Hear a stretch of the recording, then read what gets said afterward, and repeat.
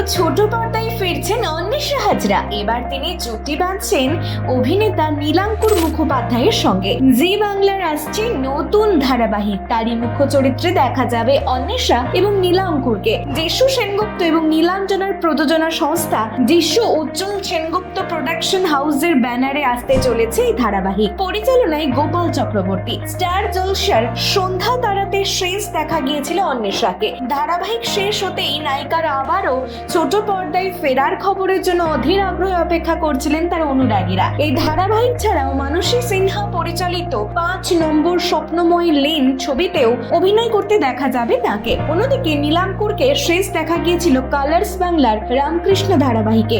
ধারাবাহিক শেষ হতেই মুম্বাই পাড়ি দিয়েছিলেন অভিনেতা। একটি নামী সংস্থার ব্র্যান্ড শুটিং এর কাজে দেখা যেতে চলেছে তাকে। আর এরপরেই নতুন ধারাবাহিকে অন্বেষার সঙ্গে জুটি বাঁধতে চলেছেন তিনি। পারিবারিক গল্প নিয়ে আসছে নতুন এই জুটি। ইতিমধ্যেই হয়ে গিয়েছে লুকশেড, কিছুদিনের মধ্যে শুরু হবে শুটিং। অন্বেষা নীলাঙ্কুরের নতুন জুটি দর্শক মনে কতটা জায়গা করে নিতে পারে এখন সেটাই দেখার বিষয়। এই অভিনেত্রীকে কার কার পছন্দ করেন?